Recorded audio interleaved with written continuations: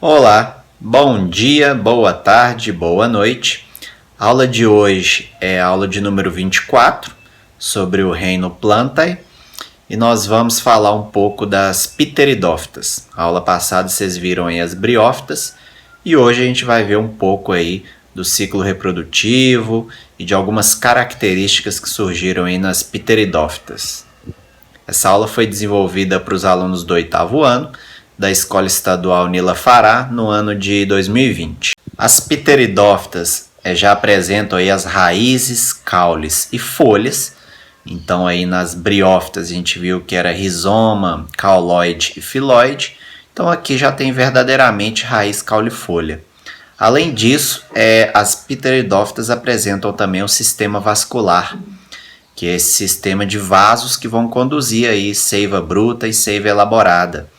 Então elas são pioneiras nesse tipo de transporte e é um transporte muito importante, porque permitiu com que as pteridófitas alcançassem tanto tamanhos e alturas maiores do que as briófitas.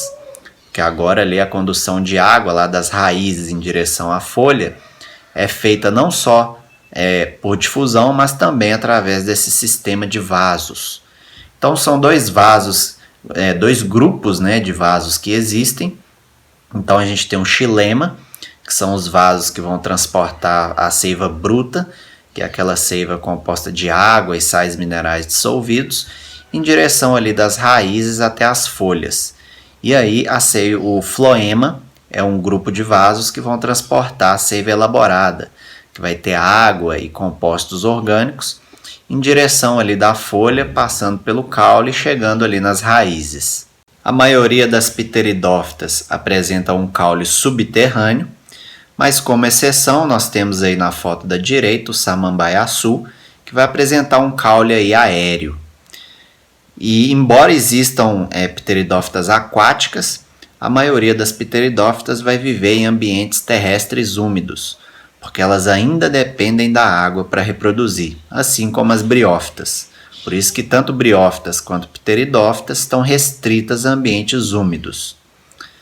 Elas apresentam, as pteridófitas, um porte maior do que as briófitas, e isso aconteceu graças à presença desses vasos condutores de seiva, que vão permitir que a água saia das raízes em direção ali às folhas e o caminho das folhas em direção às raízes, não só por difusão, mas também através desses vasos, desse sistema de vasos. E aí ocorre um intercâmbio ali de substâncias mais rapidamente.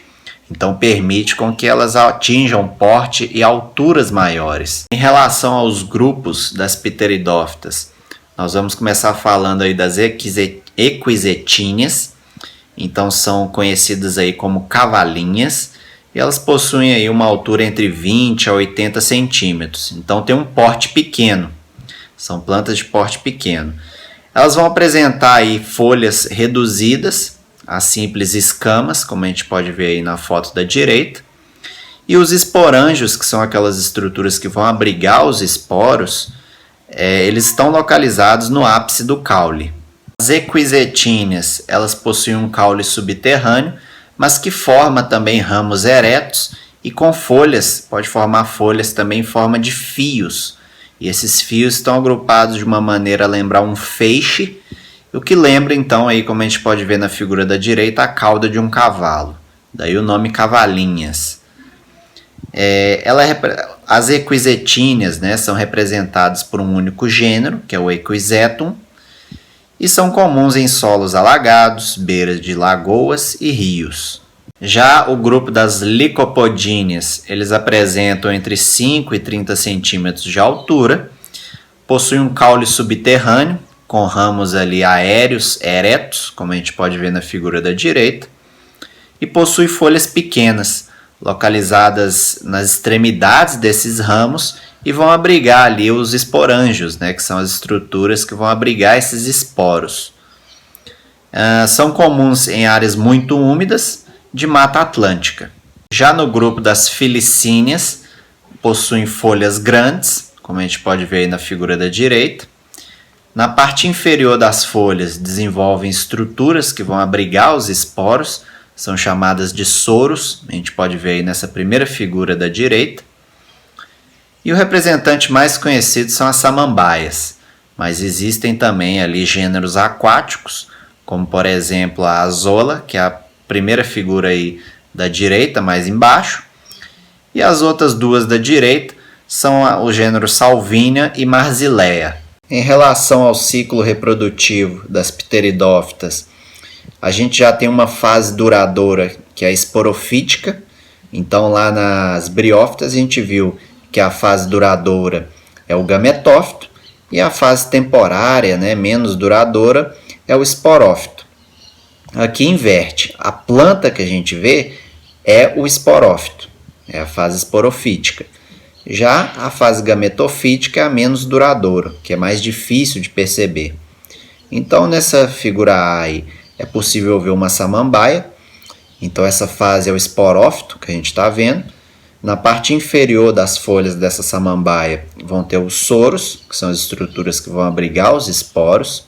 Em determinado momento ocorre uma abertura desses soros, eles se rompem e os esporos caem no solo, como a gente pode ver aí na figura B. E aí na figura C acontece então a formação de um prótalo, que é a fase gametofítica, né? Forma o gametófito, que ele é hermafrodita. Então ele tem tanto uma parte feminina quanto uma parte masculina nesse mesmo gametófito. Então vai produzir os gametas masculinos, que são os anterozoides, que são flagelados, e os gametas femininos, que é a oosfera, que é imóvel. A gente pode ver aí na figura, na letra, né, C, na figura C, esse prótalo. Na presença de água, esses anterozoides conseguem migrar em direção à oosfera e realizar a fecundação. E aí ocorre a formação, então, de um desenvolvimento, né, a formação de um embrião. Esse embrião se desenvolve, esse zigoto vai se desenvolver e formar novamente um esporófito, que é a figura E. Esse esporófito cresce em cima desse gametófito e usa as reservas como reserva nutritiva, usa esse gametófito. Então, à medida que o esporófito vai crescendo, ele vai matando o gametófito até se desenvolver numa planta adulta novamente aí na figura A. Então, aqui está representado esse ciclo haplodiplobionte. Então, tem uma fase de reprodução assexuada e uma fase de reprodução sexuada. Essa fase do gametófito é difícil de perceber. Então, quem tem samambaia aí em casa está vendo a fase esporofítica, mas essa fase gametofítica geralmente é difícil de perceber ela. Essa aula foi retirada desse livro aí, da Vivian Medonça. Ele já fez parte do Programa Nacional do Livro Didático. E, infelizmente, o nosso livro didático não aborda essas características, né, dessas plantas. Então, ele aborda o ciclo reprodutivo lá das pteridófitas, né, desde briófitas até angiospermas.